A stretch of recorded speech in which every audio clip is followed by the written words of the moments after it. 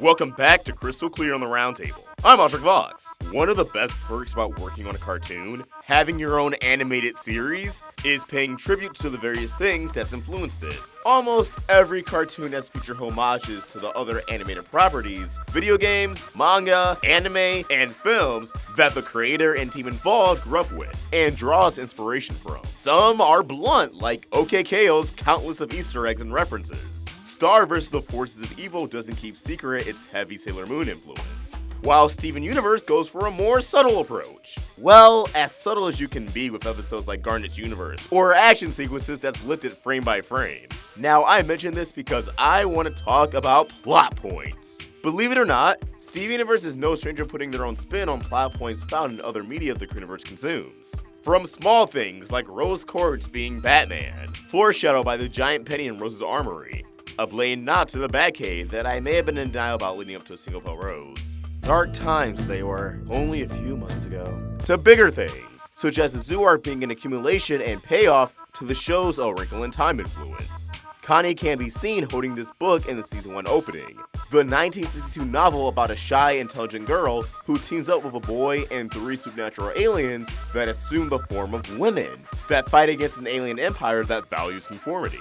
If that already doesn't connect some dots, the girl's father is kidnapped and taken to an alien empire's home planet. Prior to the episode Steven's Dream, a lot of viewers, us included, speculated a father figure in the series would be kidnapped. Once Steven's Dream and the Out of This World event rolled around, Greg indeed was abducted by Blue Diamond and taken to the human zoo. Boom! Reference confirmed. So this got me thinking, what other influences could we see play a bigger role in Steven Universe's story? Well, I've been thinking long and hard, coming to a conclusion that soon, something big is going to happen to the Crystal Gems. And it would pull from Rebecca Sugar's favorite anime series. But before we dive in, I just want to remind you guys we have a bunch of designs back up on our Teespring. Always Feeling Blue, Diamond Crashers, Bingo Bongo, Roundtable Black and Blue, and so much more. Get them before they're gone. Link in the description. Alright, so Rebecca Sugar's favorite anime series of all time is none other than One Piece. One of the longest running shonen in existence that has an ending we won't see for a long time. Seriously, the manga started in 1997 and is only 60 to 70% done as of 2018. 21 years later. For those unfamiliar, the basic rundown is Monkey D. Luffy wants to be king of the pirates. To do this, he has to find the One Piece, left behind by Gold D. Roger, the former king of pirates. Along the way, Luffy begins to slowly recruit his own crew, dubbed the Straw Hat Pirates. At first glance, you can already find some parallels to One Piece, such as the fact both series add new members to the team at a snail's pace, or how in 2013, Rebecca Sugar illustrated some of the cast as Straw Hat Pirates, having Lars dress up as Sanji, the crew's chef. As we come to discover, Lars has a talent for cooking. However, some of the other parallels get into spoiler territory, but I'll do my best to be vague. Luffy's father, Monkey D. Dragon, leads a revolutionary army who wants to overthrow the world government. He's the most dangerous and most wanted man in the world. Meanwhile, Dragon's father, Luffy's grandpa, Monkey D. Garp, is a Marine Vice Admiral and serves the world government. Despite this, Garp cares for his criminal family and believes being labeled as a criminal doesn't necessarily make someone a bad person. So you can connect dots and compare to Steven Universe, where Steven's mother, Rose Quartz, aka Pink Diamond, was the leader of a revolutionary army, the most dangerous and wanted gem by Homeworld, while her superiors and theoretical big sisters or mothers, Yellow and Blue Diamond, serve Homeworld as the gem matriarchs. And despite Pink and Steven being seen as criminals prior to the discovery of Pink's stage shattering, they still seem to care for Pink Diamond and want to protect Steven at this current point of the series. It's not confirmed that Sugar intended for things to be so close to One Piece, but hey, it's still worth mentioning. So how could One Piece greatly impact Steven Universe? By the Crystal Gems going through one of the most heartbreaking, critical moments that the Straw Hat Pirates had to go through. You see, building up to the climax of One Piece's first half, the Straw Hats went up against a foe that was on an entirely different level of anything or anyone they've ever faced off against before. Despite giving it their all, they were absolutely curb stomped and separated. Imagine how Steven and the Crystal Gems desperately tried to fight the Diamonds, only this time, none of the hits even phased their opponent. The entire crew was scattered across the world. not reassembling until 4 arcs later. Not only did this crushing defeat give purpose and weight to One Piece's time skip, driving the Straw Hats to train and become stronger than before. After all, if they couldn't take down Kuma, how would they measure to any of the threats awaiting them in New World? The 2 years they were apart drove them to break past their limits and ascend to new heights. While I'm not sure if we get a time skip out of it, the exact same thing almost feels inevitable for the Crystal Gems. Let's get one thing straight. The Crystal Gems have always gone up against foes either more powerful than them or smarter than them. They're rarely even able to win fights without assistance, outsmarting their opponents, or Steven pulling a brave sacrifice, or finding new ways to talk no jutsu whoever he's up against. Even with the diamonds, the Crystal Gems were clearly losing. Their best efforts only knocked Blue Diamond off her feet momentarily. The fighting only ceased once Steven entered Danny Phantom mode and unleashed Pink's aura so Yellow and Blue could get the memo. This has gotten tedious, but luckily, Rebecca Sugar already confirmed we won't be getting the same old with White Diamond. To call back to the interview I touched on before, let's put it this way.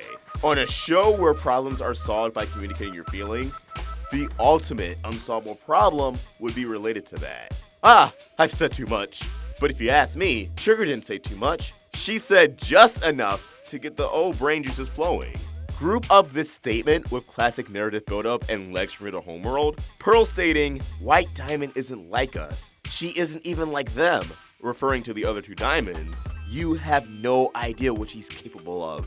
And Yellow and Blue's concern of White Diamond's temper, how she'd react to Pink Diamond's escapades. It's obvious this diplomatic mission to Homeworld won't have a happy ending. However, the narrative already is keeping White Diamond's true potential hostage, as seen by her playful, yet suspiciously calm manner once Steven comes face to face with the ancient gem matriarch. She's very patronizing, yet refuses to break this facade of a motherly saint, which I think is only to play up the creepy factor. So when we finally see her lash out, she'll still be treating it as spending time with her child, with a big old smile on her face. What is important is that for us to see that talking won't get us anywhere with White Diamond, means that more than likely, we'll see fist fly. Yay, violence!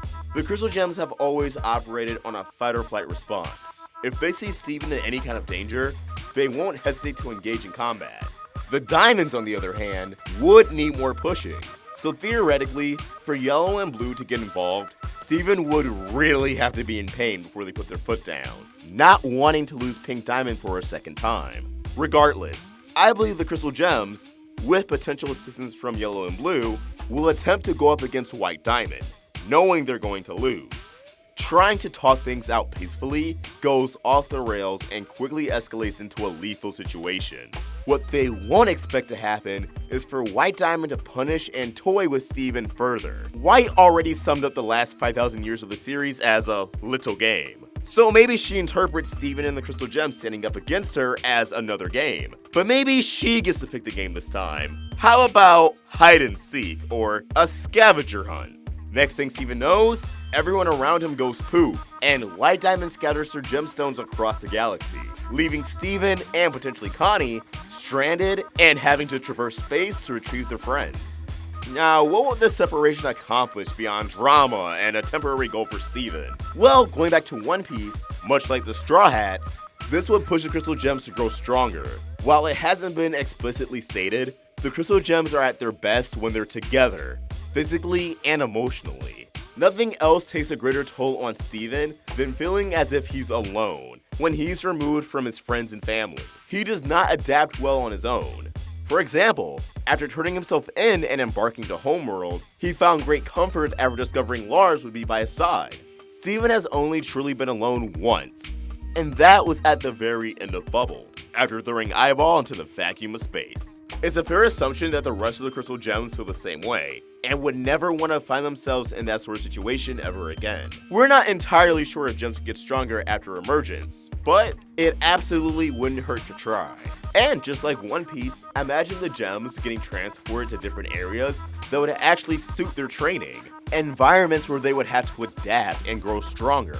A forced separation, especially after everything they just went through with Ruby and Sapphire's conflict, retrieving Bismuth, and the return of Lapis would be a grim wake-up call that they can no longer coast off luck. This way, when the Crystal Gems regroup, they will be stronger than they've ever been before. As for when this could occur, an obvious answer would be this upcoming arc, possibly resulting in Bismuth feeling guilt.